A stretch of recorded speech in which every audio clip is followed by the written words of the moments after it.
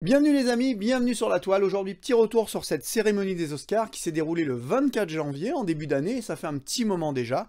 Mais j'avais envie de revenir dessus, sur cette rafle absolument incroyable du film Everything Everywhere All at Once, qui a raflé quelque chose comme 7 Oscars. Et je tenais à vous en parler dans cette petite émission. Alors, je le précise tout de suite, l'important, c'est pas ici de faire une critique du film. Ce que j'en pense du film, vous le savez déjà, puisque j'en ai parlé dans le bilan de fin d'année. Pour moi, moyen, j'ai pas trouvé ça extraordinaire. Je le précise à chaque fois sur cette chaîne, ce qui compte c'est votre avis sur ce film. Si vous avez trouvé ça absolument incroyable, que pour vous c'est vraiment le film de l'année, et ben tant mieux parce que c'est votre avis qui compte. Moi personnellement, j'ai flirté un peu avec l'ennui, j'ai pas trouvé ça foufou, c'est pas mon type de cinéma. Pourtant je suis assez client de ces univers un peu barrés et tout. Mais la farce, le burlesque, tout ça, j'ai trouvé que le mélange prenait moyennement. Je sais que mon frangin qui est plus fan, lui, des univers à la Edgar Wright, s'est arrêté en plein milieu. Je sais pas s'il a repris, je sais pas s'il a fini le film. Bref, voilà, moi, moyen. Le but, c'est plutôt ici de vous parler de cette cérémonie des Oscars, et de ce film qui a raflé juste 11 nominations et 7 Oscars. Alors là, j'ai ma petite liste, hein. Meilleur film, meilleure réalisation, meilleur scénario original, meilleur montage, meilleure actrice pour Michelle Yeoh, vous le savez, meilleur acteur pour Ke-Huy Quan, 2001, devenu pleine lune depuis, hein, notre 2001 adoré, et meilleure actrice second rôle, bien sûr, pour Jamie Lee Curtis. Alors ce film qu'on doit aux deux Daniels, hein, Daniel Kwan et Daniel Scheinert. Est-ce qu'ils ont fait grand-chose avant? Pas grand-chose, Swiss Army Man, ils ont des carrières, mais pour l'instant c'est relativement indé, normal, c'est la compagnie A24 qui s'y colle. A24 vous connaissez, hein, c'est des petits films indés qui flirtent des fois avec un petit côté autorisant, auquel n'échappe pas ce Everything Everywhere All at Once, qui essaye de créer un petit peu l'événement, qui a réussi du coup à créer le buzz et à obtenir ses récompenses. Et c'est du coup un pari réussi pour la compagnie, hein, on parle d'un vrai plébiscite sur ce film, franchement, que je comprends pas trop, mais quelque part, peut-être qu'il est arrivé au bon endroit, au bon moment. Voilà, on va en parler en filigrane dans cette émission, seulement ça m'appelle deux types de réflexions là-dessus. En premier lieu, et presque en aparté, ce film fait quand même appel un petit peu à cette vague de rétro, cette vague de nostalgie qu'envahit en ce moment le cinéma, les services de streaming. Alors on parle bien évidemment de films comme le prochain Indiana Jones, comme le dernier Ghostbusters, l'héritage, qui pour le coup fonctionnait à plein. Moi j'ai adoré ce film, mais on flirte quand même sur cette vague de nostalgie à travers des films comme Stranger Things, tout ça. Là on vous ressort Michelle Yeoh, on vous ressort 2001 du placard, Jamie Lee Curtis. Donc quelque part, ça fait appel un petit peu à votre mémoire cinéphile. Et votre mémoire cinéphile est bonne, hein, parce que je sais que sur cette chaîne, vous n'êtes pas des dindons de 6 semaines, la moyenne d'âge est parfois un petit peu basse. C'est assez curieux, mais je sais que vous faites comme moi partie d'une autre génération, que vous avez découvert plein de films dans les salles, que vous avez un attachement particulier aux Goonies, à Willow, à tout ce genre de films. Donc forcément, on vient vous titiller un petit peu la fibre nostalgique avec ce genre de projet.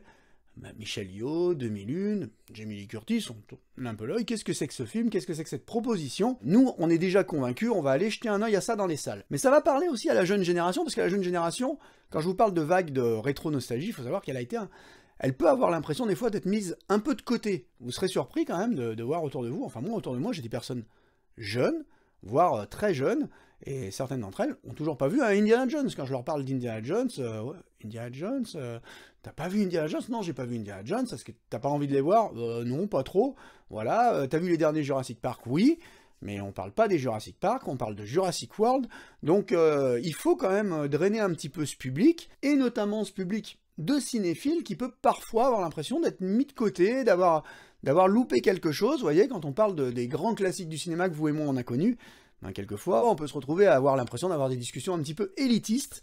Et du coup, ce Everything Everywhere va d'abord capitaliser sur le fait de parler aux vieux cinéphiles, aux vieux briscards comme nous, avant d'intéresser un petit peu cette nouvelle génération qui a soif quand même de cette vague de nostalgie, comme je vous le dis, de plonger un peu dans ces univers, de découvrir ce qu'ils ont raté à l'époque. Mais bon, là je m'égare déjà un petit peu, mais c'était important pour moi d'évoquer ce sujet. Maintenant, il faut savoir que cette cérémonie des Oscars, ces récompenses, c'est l'un des films maintenant les plus récompensés au monde, dans tous les festivals et tout, c'est absolument incroyable. Et j'ai l'impression que pour la première fois, la cérémonie des Oscars, avec ses nominations, avance à visage découvert. C'est-à-dire que traditionnellement, quand on parle entre nous, vous parlez sans doute avec des potes cinéphiles et vous leur dites « Ouais, là, ce film, il a été choisi, il a été nommé pour des Pour des raisons politiques, bah là, ouais, c'est éminemment politique, et pour le coup, bah là, on peut pas en discuter. C'est-à-dire que pour la première fois, on récompense ouvertement l'intention, et pas franchement le film. Alors bien sûr, il y a eu un petit peu des précédents. Dernièrement, les Oscars s'étaient fait chahuter ces dernières années, manque de diversité, manque de représentation, rôle de la femme, tout ça, il y a eu beaucoup de choses, on a beaucoup critiqué les Oscars, franchement, il y a eu des indignations, aujourd'hui tout le monde est indigné. Et à l'époque du wokisme et de la cancel culture, il fait pas bon récompenser des films qui manquent un peu de diversité, donc là on y va à fond, hein. On récompense le film, je vous dis, sur sa note d'intention, c'est évident, et pas seulement sur ses qualités cinématographiques. Encore une fois, c'est mon avis, mais c'est ce que je pense. Et là, on peut en discuter. Meilleur film. Alors, déjà, c'est la récompense suprême, ça, le meilleur film, c'est-à-dire que cette année, enfin, l'année qui vient de s'écouler, en 2022, il y a eu un film magnifique qui a éclaté toute la concurrence, c'est Everything, Everywhere, All at Once. Est-ce que vous êtes d'accord avec ça? Sincèrement, moi, pas du tout. Et je vais pas vous dresser là la liste des prétendants au trône, de ceux qui auraient pu rafler le précieux sésame, mais pour le coup, je pense pas que c'était... Je pense pas qu'on soit là en présence d'un film qui symbolise le cinéma. Quand je vous dis qu'on récompense l'intention et pas le film, c'est parce que j'ai l'impression que là, on récompense tout ce que le film représente plus que ce qu'il est réellement. Meilleur film, ça a quand même du poids, quoi. Je veux dire, on récompense un film en disant, bah, c'est le film à voir cette année. Moi, je pense pas du tout que ça soit le film à voir cette année. Meilleure réalisation pour les Daniels. Meilleure réalisation... Ouais, c'est bien réalisé, c'est propre. Je vous le dis tout le temps, n'importe qui peut réaliser aujourd'hui, avec un peu de sous, tout ça. Compagnie A24 derrière, on a une belle réalisation, ils sont connus pour ça, c'est particulièrement léché, c'est particulièrement propre. Est-ce que c'est une mise en scène inventive? Je veux dire, là encore, je sais pas. Moi, j'ai vu dernièrement, j'ai rattrapé un film que j'avais loupé au moment de sa sortie, le West Side Story de Steven Spielberg. Et là, j'ai pris une claque dans tous les sens du terme, parce que Spielberg, ben, plus il vieillit, plus il a une mise en scène de jeune homme. Sa caméra, elle virevolte, elle accompagne le mouvement, c'est juste dingue ce qu'il fait aujourd'hui, au niveau pure mise en scène. Donc au niveau mise en scène, j'ai pas besoin d'avoir vu les Fabelmans pour savoir qu'à mon avis, il y a un peu plus de travail de la part de Spielberg que des Daniels. Mais là, c'est un point de détail, hein. Mais meilleure réalisation, c'est quand même déjà quelque chose, quoi. Je veux dire...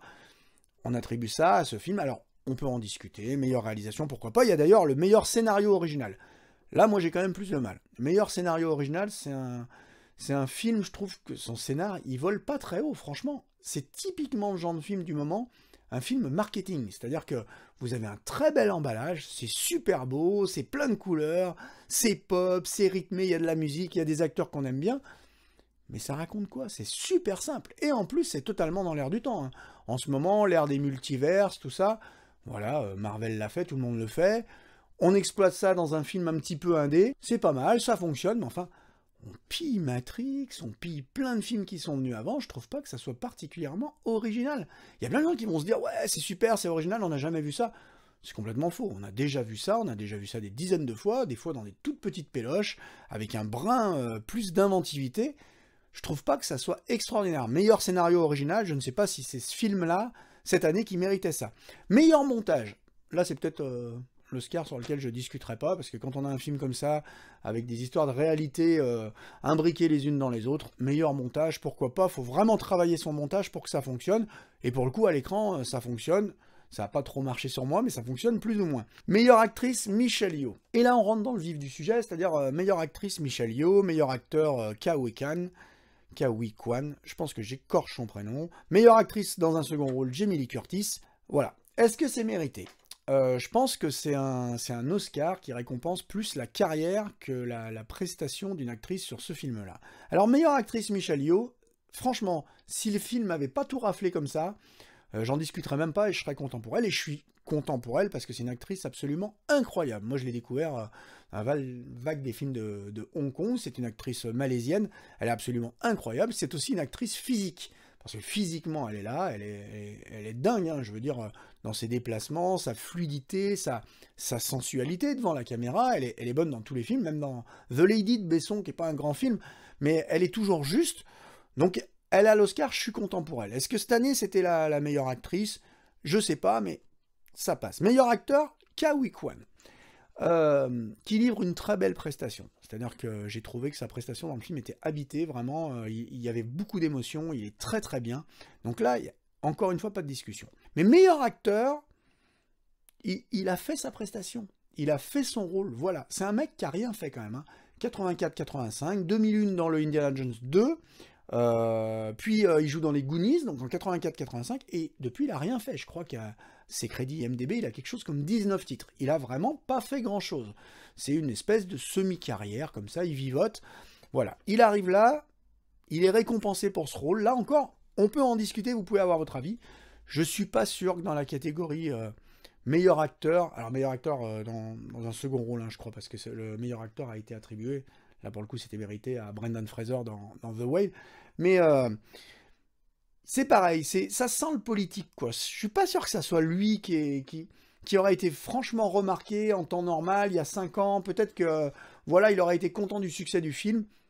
Là encore, je laisse ça à votre réflexion, n'hésitez pas à me dire ce que vous en pensez, c'est que mon avis. Mais le truc qui me fâche un peu, enfin qui me gêne un peu, c'est la meilleure actrice dans un second rôle, Jamie Lee Curtis. Et là, je trouve ça vraiment dommage que Jamie Lee Curtis soit récompensée pour ce film. Je m'explique. Est-ce que c'est une actrice, Jamie Lee Curtis, qui mérite un Oscar ? Non, je crois pas, tout simplement. C'est une excellente actrice hollywoodienne, elle est juste parfaite dans plein de rôles. Moi, je l'adore. J'adore totalement Jamie Lee Curtis, bien sûr, Halloween, mais je l'adore en True Lies. Dans True Lies, franchement, le film existe pour notre Schwartzy, mais pour elle aussi. D'ailleurs, franchement, boycotter cette immondice de série qui est sortie en ce moment, pas Schwartzy, pas Jamie Lee Curtis, il n'y a pas besoin d'aller jeter un œil, d'aller en regarder 2 minutes pour savoir que c'est de la... Hein. Mais bon, c'est une actrice excellente. On la récompense aujourd'hui pour ce film. Elle a fait quand même Blue Steel de Catherine Bigelow, qui est un film complètement ignoré, oublié, qui est un excellent film, mais vraiment excellent. Elle était très bien dans Un fauteuil pour deux. C'est une très bonne actrice. Aujourd'hui, l'avoir récompensée dans un film où elle a des saucisses à la place des doigts, franchement, c'était pas là que j'avais envie de l'avoir récompensée. Je suis content pour elle parce qu'elle a l'air contente. Donc si elle est heureuse, tant mieux. Mais moi, je serais acteur, on me récompense à ce moment-là de ma carrière. Putain, les saucisses au bout des doigts, quoi. Je veux dire, là encore, c'est juste ma réflexion. Hein, c'est juste. Mais franchement, c'est pas là que j'avais envie de l'avoir récompensée. J'aimerais que la cérémonie, que les Oscars récompensent des acteurs, des actrices comme ça, qui ont toujours fait vivre avec leur cœur, avec leur tripes, un cinéma de genre, qui ont toujours défendu ces films qu'on aime tant.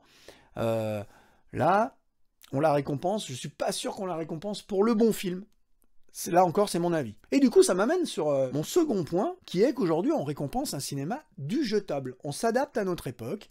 C'est l'époque de TikTok, c'est l'époque du déficit d'attention, c'est l'époque du moment où on ne peut pas se concentrer 10 minutes sur un film. Jusqu'à présent, les Oscars, ça récompensait des films pour ce qu'ils représentaient, c'est-à-dire un monument du cinéma, des films destinés à durer, à marquer la conscience populaire cinéphile. Là, on n'est pas du tout dans ce domaine-là. Franchement, je me demande si on se souviendra de ce film dans 5 ans. Peut-être qu'il deviendra culte, peut-être tout ça. Mais je me pose quand même cette question. Est-ce que ce film va résister à l'épreuve du temps ? Pour moi, ça fait un petit peu aveu d'impuissance, aveu d'échec pour notre société tout entière. C'est-à-dire qu'aujourd'hui, on est dans l'instant présent. On sait que de toute façon, on va pas vers des lendemains qui chantent. On va vers une société à la Mad Max. Et c'est un petit peu, advienne que pourra. On récompense un film du moment. Ce film qui fait le buzz, ce film qui marche, qui a un casting très diversifié, c'est sympa, on le récompense aujourd'hui, en se disant voilà, on fait notre cérémonie des Oscars, mais on récompense un film pour maintenant. On récompense un film pour ce qu'il représente cette année-là, et puis l'année prochaine, on passera à autre chose. C'est pas un film qui est forcément destiné à rester gravé dans nos mémoires, et pour le coup, je suis en opposition totale, avec tout un tas de personnes qui disent que ces Oscars, ça marque la récompense d'un cinéma populaire. Alors là, pas du tout. Mais alors, pas du tout. Pour le coup, déjà au niveau purement du box-office, hein, on n'est pas dans un cinéma populaire, parce que généralement, les Oscars, ils récompensent du cinéma populaire, régulièrement. Hein. C'est du cinéma, c'est peut-être du cinéma qui paraît élitiste, mais quand on fait des millions et des millions d'entrées à travers le monde, c'est pas un cinéma élitiste. Et là, on parle d'un film qui a récolté quelque chose comme 140 millions tout autour du globe, à peu près autant aux États-Unis que sur le reste du globe. Donc c'est pas complètement fou. C'est pas incroyable, je veux dire, 140 millions récoltés, alors le film n'a pas dû coûter très cher, hein, c'est du A24, quoique il doit déjà y avoir quand même du budget derrière, hein, parce que sur l'écran il y en a quand même un petit peu partout. Hein. Mais voilà, j'ai cette idée que là, pour le coup, les Oscars, encore une fois, avancent à visage découvert, puis là, on récompense vraiment, on veut faire le buzz sur le moment, les Oscars, qu'est-ce qu'on va récompenser, comme ça on se fera pas engueuler, quel film on va pouvoir, qui va mettre tout le monde d'accord. Bah voilà, cette petite pellicule indé là qui plaît bien, qui fait un peu le buzz. Autant le dire, moi j'ai pas franchement, je vous le dis, le même avis sur ce film. Forcément, quand je vois ces notes sur IMDb qui s'envolent à quelque chose comme 8 sur 10, waouh, moi je lui ai mis un 6. Hein. Et un 6 chez moi, c'est soit une petite péloche qui a pas de grande qualité cinématographique, mais que j'aime bien, je sais pas pourquoi, parce que le film me paraît délirant ou me plaît bien, soit un film qui a un peu loupé le coche, qui aurait pu être tellement mieux, et c'est le cas de ce Everything Everywhere. Moi je pense qu'il aurait pu être beaucoup mieux. Enfin voilà, c'est à peu près tout ce que j'avais à vous dire sur ce film, sur ses nominations, sur ses Oscars. Qu'est-ce que vous en pensez, vous? Bah, ça m'intéresse vraiment, comme à chaque fois, n'hésitez pas. Hein. Le fil de commentaires est là pour ça. Peut-être que vous, plus jeune, moins jeune, je sais pas, peut-être que vous aurez une vision différente de ce film et ce qui représente dans la grande histoire du cinéma. Encore une fois, je vous dis, j'ai l'impression que... Alors, je suis pas par exemple un fan de Kubrick, je suis pas un fan de ces très grands réalisateurs par exemple. Il y en a plein que... Voilà, comme ça. Mais je veux dire, j'ai l'impression qu'aujourd'hui, on fait plus ce cinéma-là. On fait plus ce cinéma où on met d'énormes moyens dans une grande fresque. Absolument. Il y a peut-être Nolan qui le fait encore un petit peu. Mais j'ai l'impression qu'on a une vague de réalisateurs qui vont s'éteindre, qui vont disparaître petit à petit.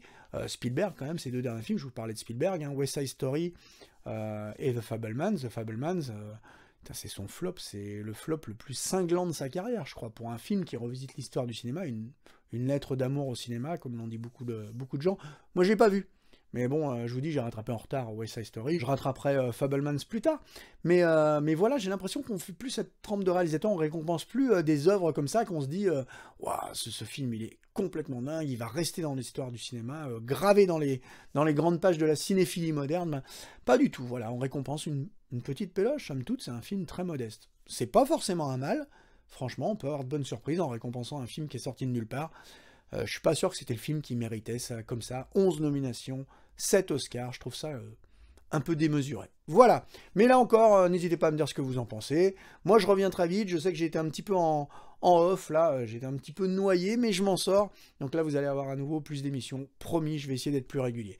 D'ici là, portez-vous bien, comme toujours, soyez curieux, ça compte plus que tout. Allez voir un petit peu ce qui se fait à droite, à gauche. Moi, j'hésiterai pas à partager avec vous mes coups de cœur, tout ça, sur des choses que je découvre.